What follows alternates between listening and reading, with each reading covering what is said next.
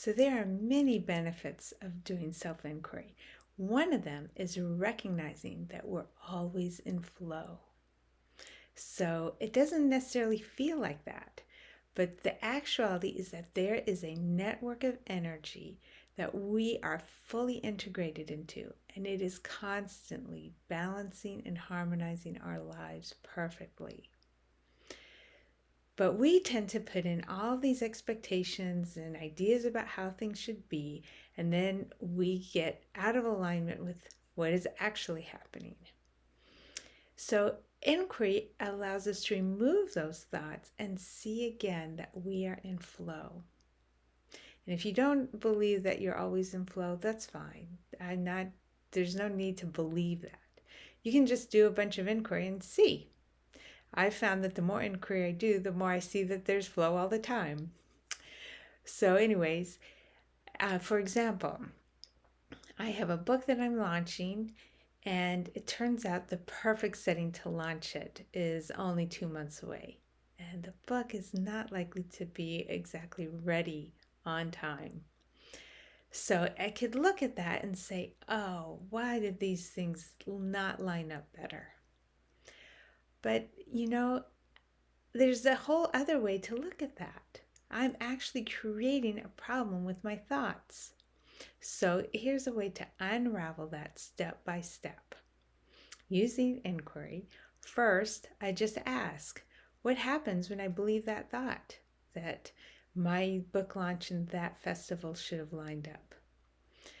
Well, obviously, I get tense. I feel disappointed. It feels like my life isn't quite right. I start regretting things. But without that thought, without this idea I'm imposing, oh, there's a book launch and there's a festival, and they're both really fun. There's two great things happening in my life. There's no thought beyond that, and it's all good. So I ask myself, am I 100% certain that these two things, the book launch and the festival, should have lined up? No. No, I have no idea. Who knows how this all is going to work or what other opportunity there will be for the book launch. Now, the next is, how can I turn this around and see the benefit?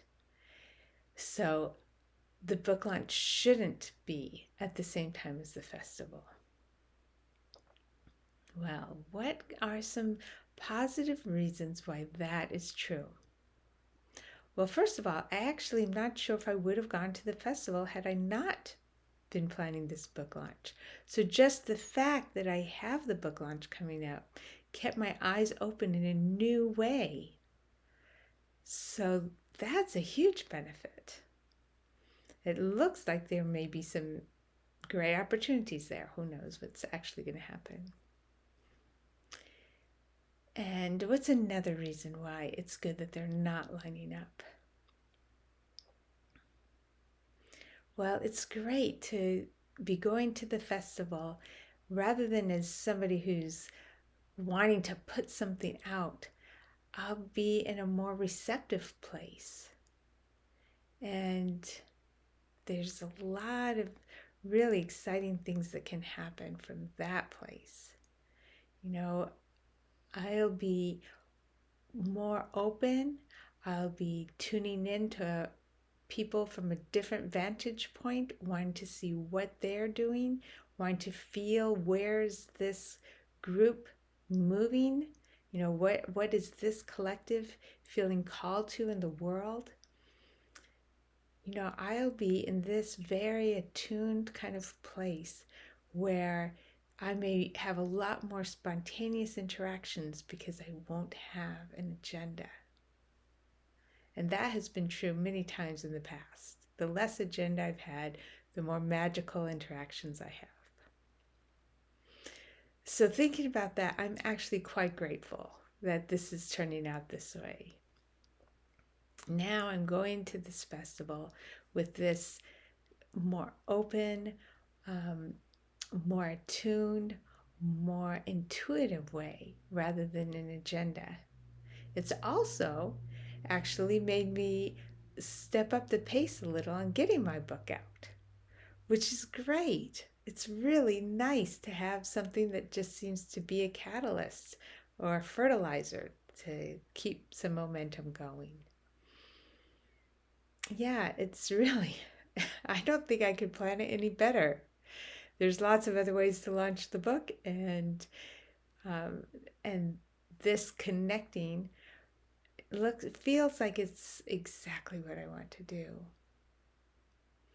So it turns out I am in flow. It was my ideas that said I wasn't. And I offer to you that anytime that you feel like you're out of flow, just find the idea that says something should be different and inquire. It turns out for me that we're always in flow.